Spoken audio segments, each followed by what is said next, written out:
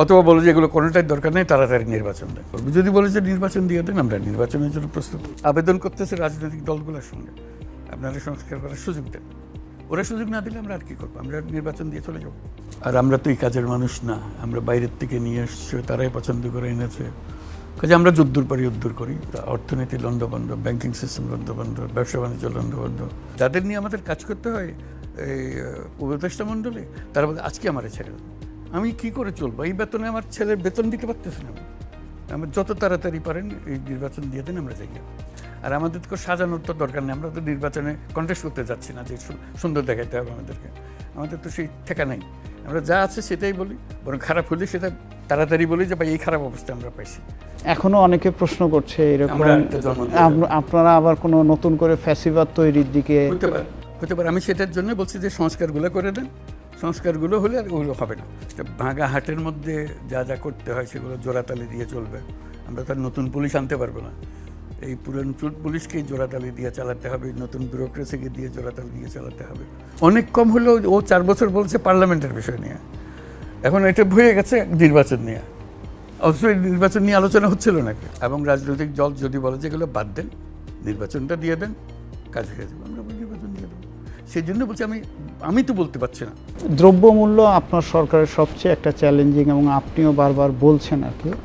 একটা রেফারেন্স এমনি আমাদের প্রশ্ন মধ্যেও যে 75-এর পরে যখন পট পরিবর্তন হয় আমরা দেখি খুব ড্রাস্টিক্যালি ইনফ্লেশন 75-এর 15ই আগস্টের আগে প্রায় 65-র কাছাকাছি ছিল, রাতারাতি 15 দিন 20 দিনের মধ্যে সেটা অলমোস্ট নেগেটিভে চলে আসে।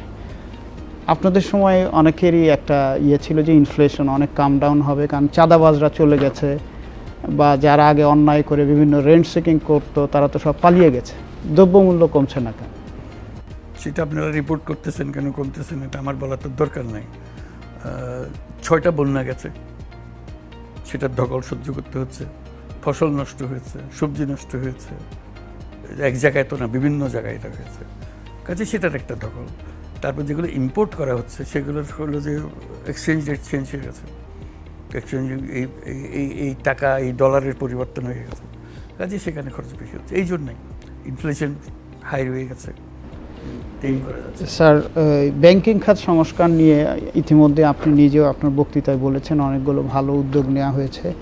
একই সঙ্গে আমরা এটাও দেখছি যে আমানতকারীরা তারা আগেও যখন বড় বড় ব্যাংক ডাকাতরা ব্যাংকে তছরুপ করেছে তখনও অসুবিধার মধ্যে ছিল, এখনও নতুন পরিস্থিতিতে অসুবিধায় পড়েছে।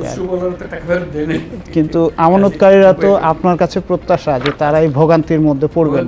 এটা হলো যে এখন অপশনগুলো কি? একটা হলো যে টাকা দিয়ে দাও, ব্যাংক বন্ধ করে দাও, যে সে আর টাকা দিতে পারতেছে না, তার চেয়ে অল্প অল্প করে দিয়ে ব্যাংক বাঁচিয়ে রাখো। বহু রকম বড় বড় প্রতিষ্ঠান বেতন দিচ্ছে না, এটা কি করা যাবে? এটাকে বন্ধ করে দেওয়া, বিক্রি করে দেওয়া? বিক্রি করার আইনের প্রশ্ন আছে, কার জিনিস আপনি বিক্রি করতেছে? সে যদি তেল আমদানি না করে, আমি ভোজ্য তেল পাচ্ছি না। সে যদি চিনি না আমদানি না করে, আমি চিনি পাচ্ছি না। কাজে তাদেরকে চালু রাখবে, চিনি আসবে, নাকি বন্ধ করে দিয়ে চিনি বন্ধ করে আরেকজনকে চিনি আনতে হবে? কে চিনি আনবে? কাজে এইগুলো দোটানার বিষয়। আমরা স্বয়ংসম্পূর্ণ হয়ে গেছিলাম, এখন স্বয়ংসম্পূর্ণ আর নাই। এই 6টা বন্যার কথা বললাম, একবার ঠিক মৌসুমের ধান কাটার আগে নষ্ট হয়ে গেল সব। কাজে এই বিরাট একটা ঘাটতি, সেই ঘাটতি পূরণের জন্য এখন ইম্পোর্ট করতে হচ্ছে আমাদেরকে। এটা সাংবাদিকতার বিষয় না, এটা হলো যে একটা জায়গায় যাওয়ার অনুমতি পাওয়া আর না পাওয়া। আমি টেলিফোনে সব কাজ এখান থেকে বসে করে ফেলতে, শুধু ঢুকতে পারতেছে না। ঢোকার অধিকারটা নেওয়া হয়েছে এবং সেটা আইনে বলা আছে, এই কার্ড যে কোনো সময় বাতিল করা যাবে ইত্যাদি ইত্যাদি।